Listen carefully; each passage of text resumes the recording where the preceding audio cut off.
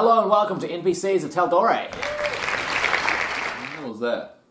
Oh, well, this week Critical Role was live from Gen Con and they had an audience, so I watched it. I brought us an audience. Where are they? They're just behind the camera.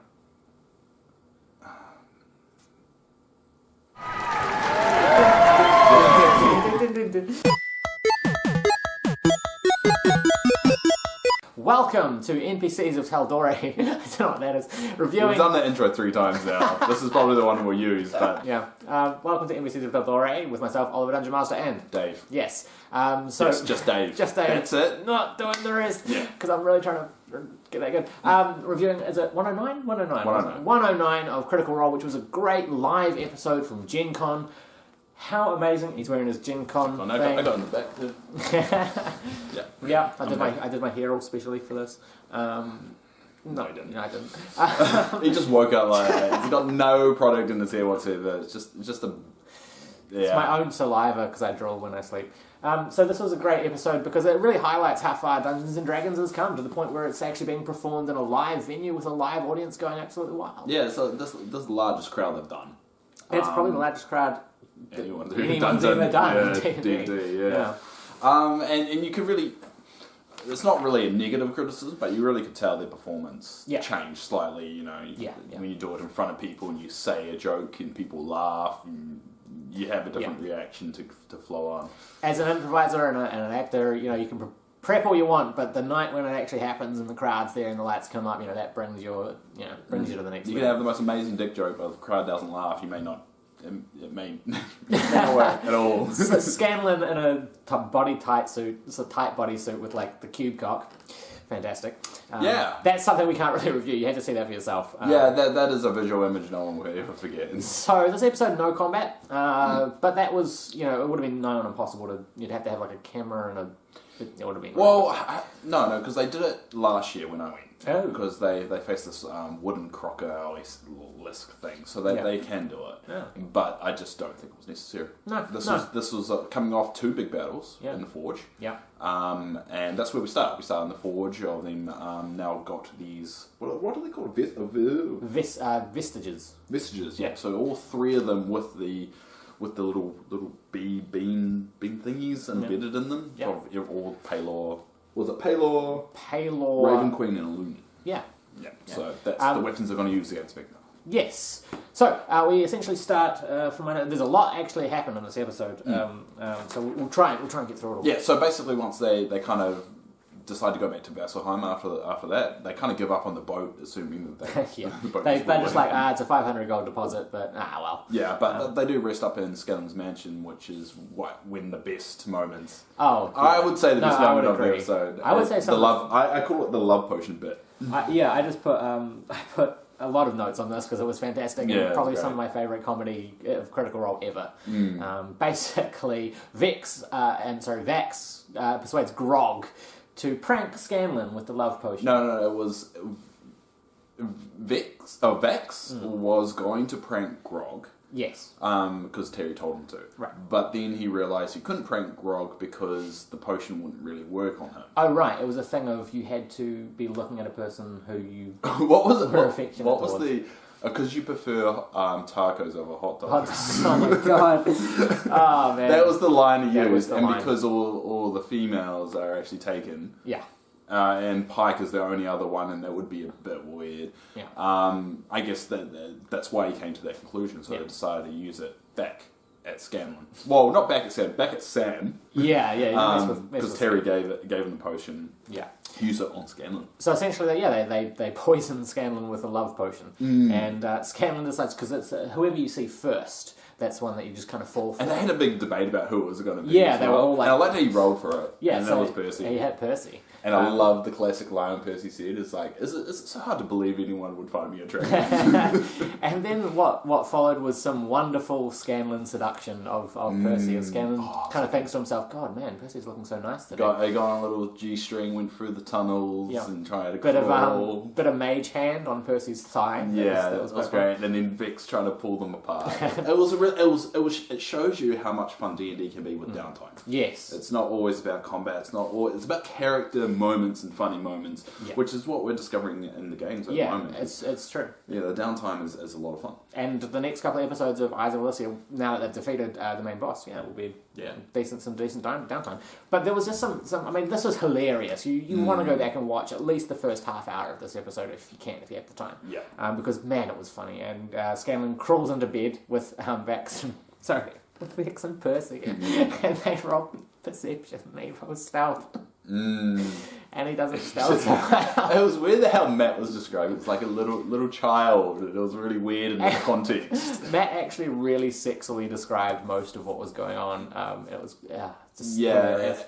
I love the moment where Scanlan goes, look, Vex, I won't even look at you. I'll just look at Percy. It was like, can I watch, essentially? I've just got written down here as one of my notes, Scanlan, you are so pure. I just love Scanlan. He's fantastic. And then my brain went into a coma and I missed whatever came next because I was laughing too hard. Oh, okay. Well, basically, they have an awkward, morning after.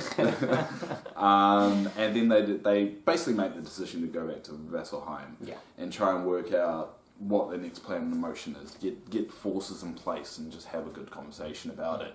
And when they arrive there, they find there's some people have started to convert over to Vecna and putting certain symbols on their doors and so forth. So that was the old man saying, I need to protect my family because he knows what's coming. And they said something along the lines of Vecna will have no mercy for those who follow or those who don't. We're trying to convince them that they've the Vox Machina have seen the followers and it doesn't matter if you idolize Vecna as a god or not. God, you're going to wipe the floor if you're in the way. But no one else has seen that. Everyone's just heard this Vecna's coming and felt this presence and seen these visions. No one's seen him in person other than Vox Machina, so it's hard to convince them of this. So they decide to go to the Platinum Sanctuary, where Vex proclaims himself a paladin of the Raven Queen. Yeah, so they meet up with Pike as well. Yes. At the same time. And Ashley was not actually here to play Pike this episode. Yeah, but Matt's doing good playing Pike. Yeah. He's kind of found his niche when it comes to playing Pike. I like it. Innocent has that soft voice. It's great. Yeah. Some of Matt's scene painting and storytelling in this episode was really next level. You can tell that he had a lot planned. He even held up his notes at one point to the camera. He ripped up some notes as well. Oh, really? During the love potion moment, and I don't actually know what the note was. I don't think it's been released. I'll try looking for it. But he basically just rips up this white piece of paper, puts it to the side. And I was like, what was that? Interesting. It's like, I've got this old story. Nah.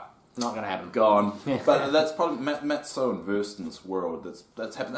That's like a DM thing. I mean, you probably have experienced this. You plan so much in this world, and some just doesn't get to, or some plot lines don't come up.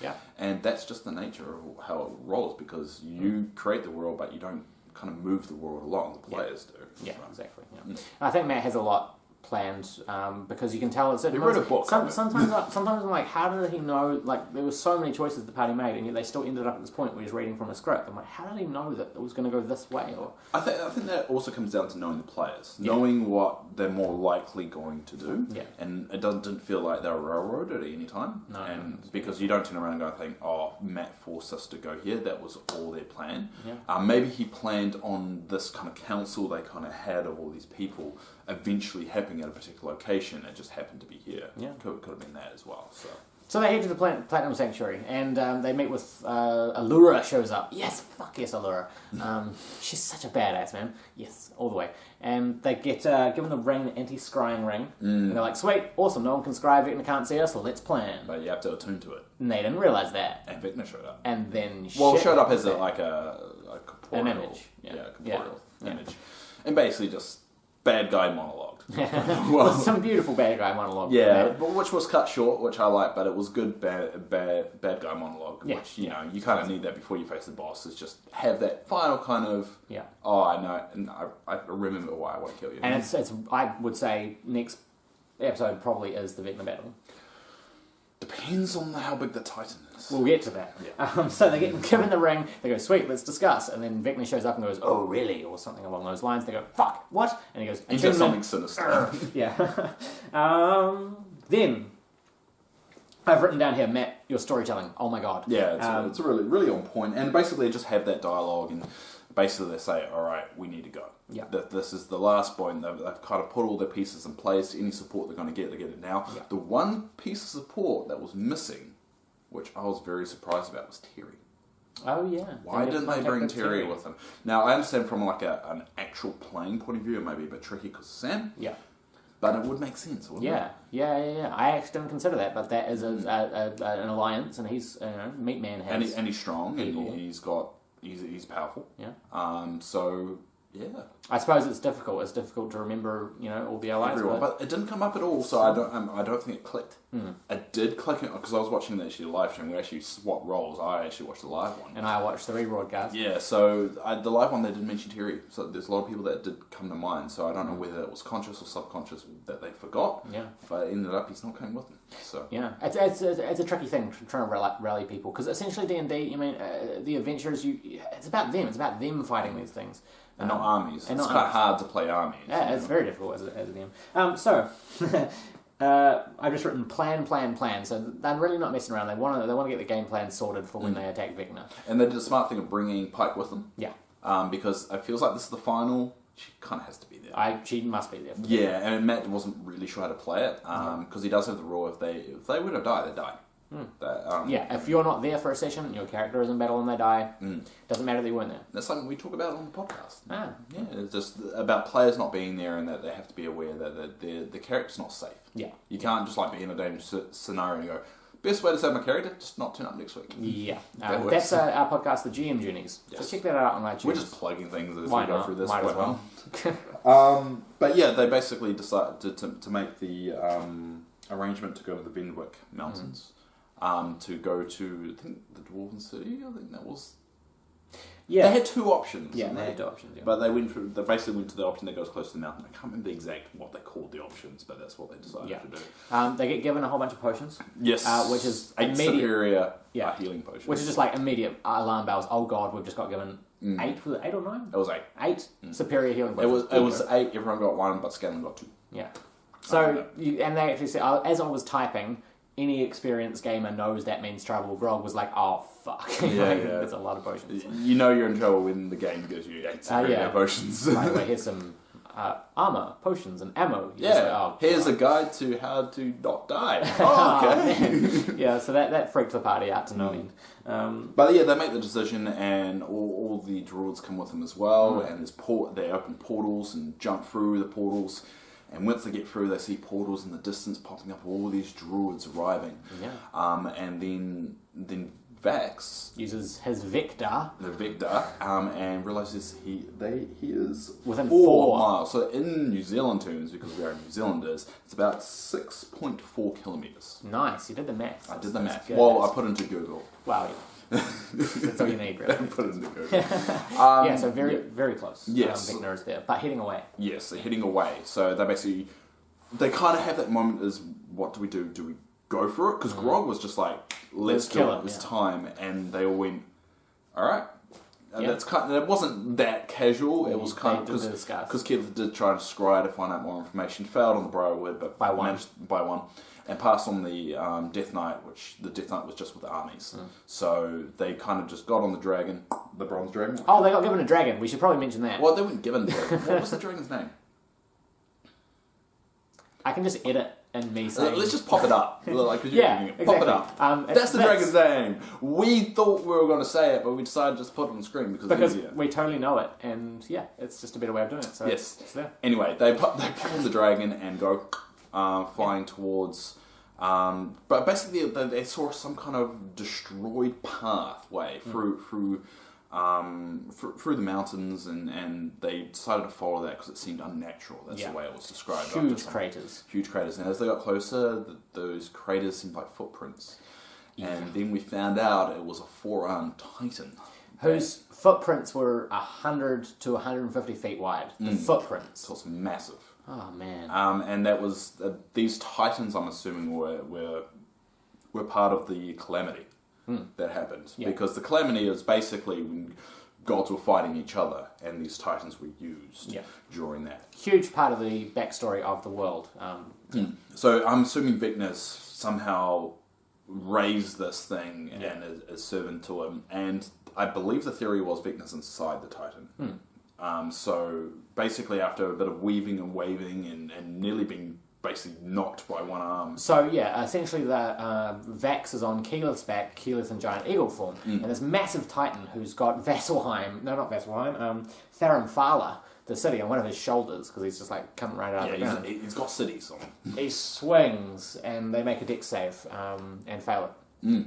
And they take 87 points of bludgeoning damage. Keyleth loses her wild shape form and starts plummeting. And at that height, it's a d6 for every 10 feet you fall. She's been a goldfish before. It's fine. But after never gonna live that down. it's t-shirts, and I've even seen it on badges now. Yeah. Vax manages to save it though. Yeah. So they don't take any fall damage. But if they were, because he did swing again and it missed. Yeah. So that was lucky. Because imagine that. Imagine like the penultimate kind of journey, and you just lose 2 of your team members from an arm from a mountain, or a Titan mountain. They also noted that it was leaking, and obviously Scanlan goes, "Is it pee?" And Matt goes, "No, Scanlan, it's not." I'm guessing it was like water or something, because it's so big. Yeah, it must be like some river or something like that. It wasn't because Matt had said it unprovoked. Yeah, I think it's important in some way, but I don't know how. Okay. Because a lot of the time, there's different ways that Matt gives information through an NPC, through just saying everyone make an intelligence check. And one thing I notice that he uses quite often is, you seem to understand, you seem to figure out, it seems to you that this and... So, I mean, when you say seem to, it's just how the character's perceiving it, not actually reality of the situation, so... also during this journey, Gloomstalkers attack them, so they know, they're basically, Vecna's forces know they're there, but after a bit of weaving and nearly death, they land on the Titan, off some steps that are next to the Titan. That's right? Yeah, and the dragon casts... Sorry, you're looking like I was a little bit wrong, I just make sure. No. And then the dragon casts mass cure wounds on them all, which is cool. Just as a final kind of... And I don't think that was planned. I think Matt was like, all right, I want to make sure they go in here like fully healed, ready to go. So I think that was it's something they had in the DM's pocket that he kind of used just in case. Yeah. It's always good to have those backup options. So that's essentially the episode. Basically, a lot of planning, some cool roleplay, some very funny moments right at the start, and then just plan, and just creeping closer to that crescendo of the Vecna battle. Yes, which was so awesome for the penultimate. Oh, I would say probably close to the penultimate. I don't know if this was the penultimate, but it was an awesome kind of live audience to actually experience that journey. Yeah. So I don't know whether I don't know if they're going to do the Vecna battle because, as you said, it's a big Titan. Yeah. I mean, it has a city on it. Yeah. It's not exactly they're going to just walk into a chamber and there Vecna's going to be. So it'll be interesting how they go about it. Yeah. So it might be one more episode of finding Vecna. There'll be some foreshadowing in classic Matt Mercer kind of style. And I think there's going to have to be a lot of time set aside for this battle. Seeing as they have 8 superior healing potions, that's not going to be a quick fight. It looks like Matt's going to give Vecna a lot of hit points, a high AC, and a lot of ways of... generally, you have 2 types of monsters in D&D. High HP, high armor class, low damage, and low AC, low hit points, high damage. Well, what I'm curious about is whether the battle will stop. Like, Matt has a habit of finishing a battle once it starts. Yeah. He doesn't like ending a session and then starting another session in the same battle. Yeah. Sometimes they enter a battle just as the episode ends and then they do the battle next one. Yeah. Or they end the battle, then the episode ends, but he never cuts it in the middle. Yeah, yeah. So it'd be interesting, considering how big this battle is, if they do a lot of kind of journeying to get to Vecna, then halfway through the next episode, only halfway they start battling Vecna. Yeah. Whether he lets it go, because that will be a long episode. Yeah, true. But I don't know. Yeah, I don't know what's going to happen. So I think it's going to take some real, decent DMing skills to be able to figure that out, because it is going to be a massive battle. Does he want to do it so that the episode starts and there's just 3 hours of combat? Because we've seen that before. Something epic, and that's the Vecna battle. Find a point in the battle where he can break or do a really long episode. I think he will probably have those conversations with the players and say, hey, this is going to be a big battle. If you guys start it, do you want to finish it or are you happy to split it? Yeah. And I think that conversation would have already happened. So, man, I'm looking forward to it. I cannot wait to see them fight Vecna. It's going to be absolutely amazing. And it could be the last time we see Vax. Could be. Because if they win, defeat Vecna. We're not doing anything. Oh, yeah. We're commentating on the side. If they defeat Vecna... His life is forfeit. Yeah, so the question is it like a forfeit straight away? Or is it forfeit like he has the chance to say goodbye to everyone? Yeah. Because the Raven Queens are kind of a dick. Raven Queen is dark. Yeah, so I don't think the Raven Queen would go, alright, I'll give you a chance to say goodbye and hug everyone. Yeah, and I also think, like, that's probably what the players are expecting. They're probably expecting some kind of goodbye from Vax, and if Matt just goes, boom, you're gone. I think that will be from a story point of view. Like, from like, being satisfied of the conclusion kind of point of view. Yeah. I don't think you would be satisfied, but you also have to look at, this is a story. Yeah. I mean, it's just like any finale of anything. It's like The Sopranos just ends, and it's your own interpretation. Yeah. And a lot of people are upset about it, but I do have a lot of people arguing towards that.